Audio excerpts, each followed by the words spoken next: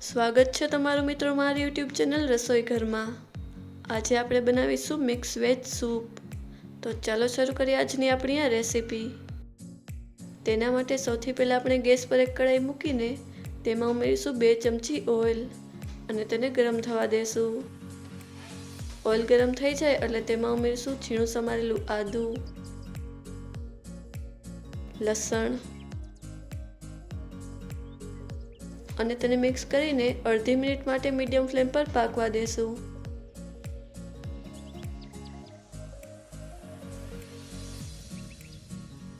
આદુ અને લસણ સારી રીતે પાકી ગયા છે તો હવે આપણે તેમાં ઉમેરીશું ઝીણી સમારેલી ડુંગળી અને તેને પણ મિક્સ કરીને 1 મિનિટ માટે મીડિયમ ફ્લેમ પર પાકવા દેવાની છે। જો તમે લસણ કે ડુંગળી ના ખાતા હોય તો તમે તેને સ્કીપ કરી શકો છો।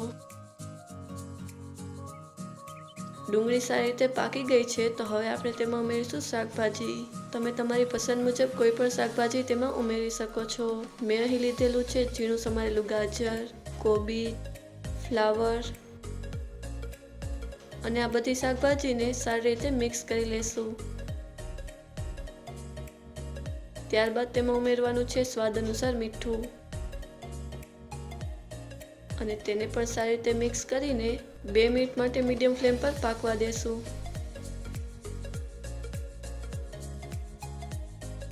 હવે બધા શાકભાજી સારી રીતે પાકી ગયા છે તો આપણે તેમાં ઉમેરીશું 1 લીટર જેટલું પાણી। જો તમે સૂપ થોડું પતલું પસંદ કરતા હો તો તમે તેમાં વધુ પાણી ઉમેરી શકો છો।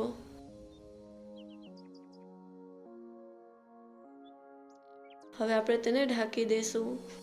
ત્યારબાદ 2 ચમચી કોર્નફ્લોર લઈને તેમાં થોડું પાણી ઉમેરી દેવાનું છે અને તેની પ્યુરી તૈયાર કરી લેવાની છે।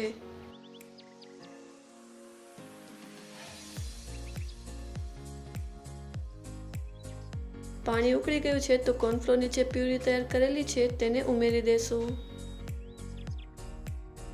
અને તેને સારી રીતે મિક્સ કરી લેશું। આ પ્યુરી ઉમેરવાથી સૂપ ઠીક બને છે। હવે આપણે તેમાં ઉમેરીશું 1 ચમચી રેડ ચીલી સોસ,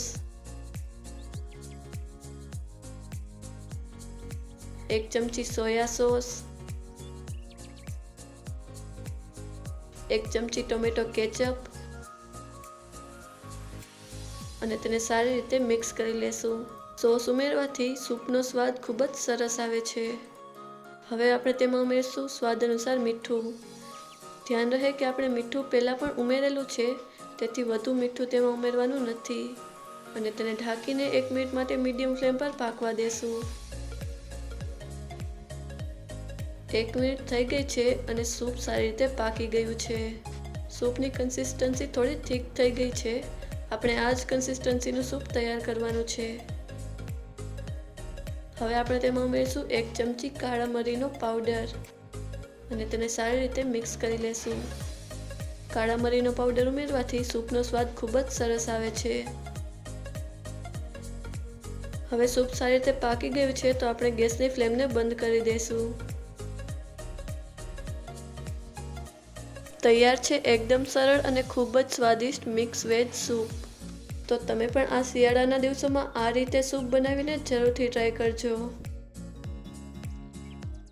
જો તમને અમારો આજનો આ વિડીયો પસંદ આવ્યો હોય તો અમને કમેન્ટ કરીને જરૂરથી જણાવજો અને અમારા આ વિડીયોને લાઈક અને શેર કરજો। જો તમે અમારા ચેનલ પર નવા હો તો ચેનલને સબસ્ક્રાઈબ કરો અને બાજુમાં આપેલા બેલ આઇકનને પ્રેસ કરો જેથી અમારા નવા વિડીયોની નોટિફિકેશન તમને સૌથી પહેલાં મળે।